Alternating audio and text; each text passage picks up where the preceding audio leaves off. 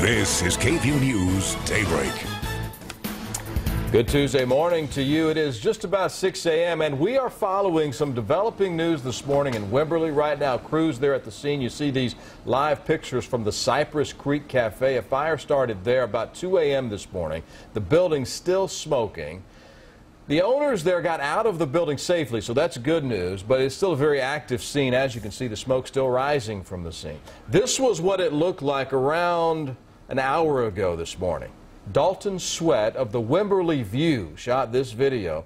Roads in the area shut down as crews are continuing to work there to put this fire out. We'll check in with Anavid Reyes now with a look at how to get around that traffic problem there in Wimberley. And Anavid? Absolutely, and Ranch Road 12 is one of their major roads, so definitely causing some major issues in this area. So go ahead and take Red River up to 279 just to go around it. This is west, so this alternate route is west of the incident. So again, it's happening in Wimberley Square, so it's running through Ranch Road 12. Again, Ranch Road 12 is shut down. Use Red River up to 279. That will get you around this trouble area. This is a live look at Mopac at 35th Street. Construction is at a pause this morning, so you'll have an easy Tuesday morning as you're traveling through the Austin metro area on Mopac. Let's turn it over to Erica and see what we're tracking with weather.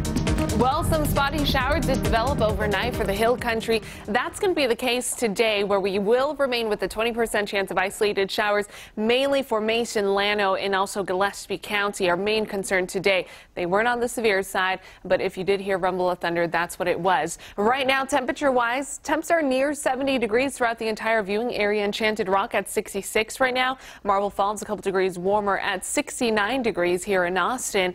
For the most part, just a couple degrees under 70 degrees, and still some lower 60s out there for our eastern counties. Here's what your rush hour forecast is going to look like. Lots of clouds out there to kick off the day. We will have a partly sunny afternoon, but a 20% chance of a spotty shower. Again, the hill country, I think, is the only area that will see those showers, but our temperatures should stay under 90 degrees. Your forecasted high 86 degrees. Keep in mind, rain shower chances will remain throughout the next several days. Guys, back to you.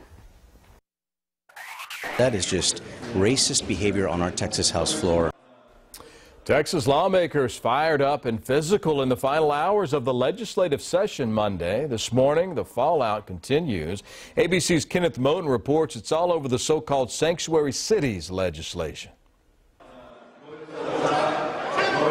This morning, Texas House scuffle.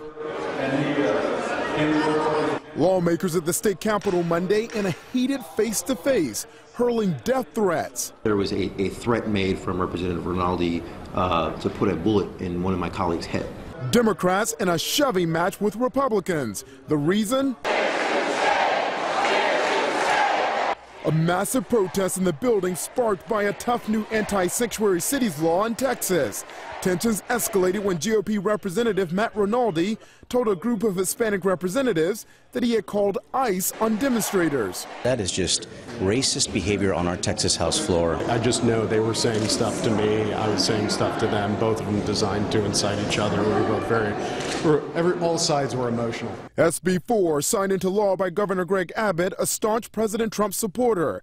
The law threatens to jail or remove police chiefs and sheriffs from office for providing some protections to undocumented immigrants. Police can also ask the immigration status of anyone they stop. SB 4, which has protesters in Texas promising legal action, at the center of the debate over Trump's controversial immigration policies.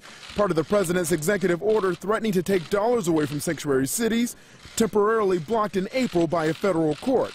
A California judge called the president's executive order on sanctuary cities too broad. That chaos in the Texas House came on the last day of the session. Kenneth Moten, ABC News, Washington. And while Senate Bill 4 managed to get the governor's signature, other bills did not make it that far, including the so-called bathroom bill. Here to break down the 2017 legislative session is KVUE's Corey Coffin, live from the state capitol this morning. Corey. Well, the final day of the very active session ended sine die, which means lawmakers did not assign another day to meet. But that could change as the governor considers whether or not he'll be calling a special session. Now, there's only one bill the Texas legislature has to pass every session. That's the budget, which they did. In total, the House filed 4,333 bills and passed 654 of them. The Senate filed 2,298 and passed 485. So, of the more than 6,600 bills, only 17% passed. One of the more controversial bills that failed, Senate Bill 6, also known as the bathroom bill. That legislation sought to require people to use the restroom assigned at their sex at birth. Senate Bill 3 for private school choice also failed to pass, as did a bill seeking to overhaul the state school finance system and legislation legalizing medical marijuana in some instances. What did pass, though? A bill regulating transportation networking companies, as we've mentioned last week, ushering in the way for Uber and Lyft back into Austin, as well as a statewide texting while driving ban, stricter regulations for abortion, and child welfare reform. Also, I want to note the highly anticipated Sandra Bland Act. That is also awaiting the governor's signature as we speak. Now, that regulates how deaths in jails are investigated, and it also diverts people with mental health issues toward treatment. We're live at the Capitol this morning. I'm Corey Coffin for KVUE News. Corey, thanks. A growing crisis inside the White House this morning. Some calling for President Donald Trump's son-in-law and top advisor Jared Kushner to take a leave of absence. Kushner under scrutiny for his contact with Russia. Some accusing him of trying to create a secret communication channel with Moscow, even after intelligence agencies found that Russia had meddled in the presidential election. Kushner not a target of the FBI's investigation, but they do plan on questioning him. The president fighting back, coming to Kushner's aid. In a statement in the New York Times, President Trump said, quote, "Jared is doing a great job for our country. I have total confidence in him. He's respected by virtually everyone," end quote. 6:06, and President Trump is condemning North Korea's launch of yet another missile into the Sea of Japan on Sunday. The short-range missile flew hundreds of miles, landing in Japanese waters, and it's raising concern from one of America's closest allies. President Trump took to Twitter yesterday saying, quote, "North Korea has shown great disrespect for their neighbor China by shooting off yet another ballistic missile. But China is trying hard." And now many Americans fear that North Korea will one day be able to reach the U.S. with a nuclear missile. The bottom line is it would be a catastrophic war if this turns into combat, if we're not able to resolve this situation through diplomatic means. Japan's prime minister says he is now working with U.S. officials and will, quote, take specific action to deter North Korea. And new this morning, former Panamanian dictator Manuel Noriega has died at 83 years old, and today we could learn the cause of death. President Juan Carlos Varela of Panama made the announcement about his death on Twitter just before midnight. The one-time U.S. ally was ousted as Panama's dictator by an American invasion back in 1989. Noriega later served a 17-year drug sentence in the U.S. He accused Washington of a conspiracy to keep him behind bars. In January of this year, a court granted him house arrest to prepare for surgery on a brain tumor detected last year. He is survived by his wife and daughters. A draft under Code Next, Austin's initiative to rewrite land development code, could lead to cheaper rent across the city of Austin. The draft would allow more homeowners to convert their garages into garage apartments and more housing. It means more affordable living for families in the area. The city originally struck a compromise in 2015, saying garage apartments would only be allowed to be built in certain types of zoning areas, covering nearly 9,000 lots citywide. The proposed changes under Code Next could double the amount of neighborhoods where it would be allowed. Officials at Seton Healthcare investigating suspicious activity within their computer network. This comes after a threat was detected early Monday. A few details have been released, but Seton officials say no patients are affected by the issue. A scary warning if you drive a BMW. The automaker is recalling 45,000 of their older cars because the doors can open unexpectedly. Not what you want to hear if you're about to hit the interstate for work. Well, the recall covers certain models from 2005 to 2008. BMW will let you know if your car is affected. Americans now owe more money than before the 2008 financial crisis. The New York Federal Reserve says U.S. consumers are roughly $12.73 trillion in the hole.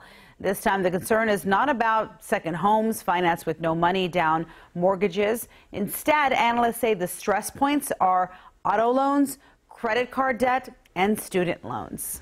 And now let's take a look at our forecast with Erica Lopez. All right, we're waking up to another sticky start to the day. Tuesday, lots of clouds out there, humidity on the high side, and a 20% chance for an isolated shower. The hill country is really the only area that will see that 20% chance of some isolated spotty showers. We saw some overnight, but keep in mind still lots of low-level moisture out there. That's going to give us some clouds that should break apart later this afternoon, allowing us for some peaks of sunshine that will end up to be a partly sunny afternoon. Highs under 90 degrees for the entire area.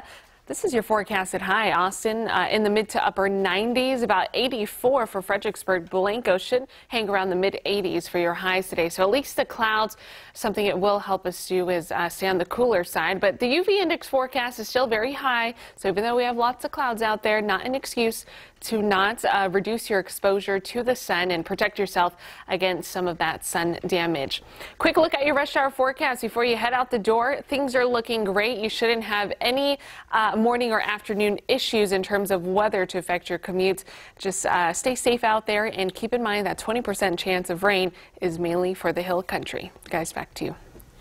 Erica, thanks a lot. Sports news this morning. Did you check this out yesterday? The Giants-Nationals game. It got a bit heated. San Francisco pitcher Hunter Strickland drilled Washington slugger Bryce Harper with a 98-mile-an-hour fastball. Hit him right on the hip. Harper was not happy. Threw his helmet poorly and then goes to fighting with him at the mound. Players flooding the field there. Both benches cleared. He didn't throw the helmet very accurately. Good thing he throws a baseball more accurately than that. Both players were ejected. Likely will face suspensions from the fight. Wow. That's kind of what I want to do with my alarm when I wake up. I'm not waking up at 2 o'clock. Yes, throw it right out the window. Those two do have a history. They do? Yeah, postseason. What's the I guess it was though? about, I don't get it. What's the history about? Well, see, Harper took him deep, hit a couple of home runs off of him in the postseason a couple of years ago. I think it was in 2000. So he's still upset about that? Baseball players have minds like an elephant. They remember everything. Still ahead, most of you will head to the river this summer, but a new rule might impact some tourists. What a judge is saying about the so-called can ban and what the city's mayor is saying.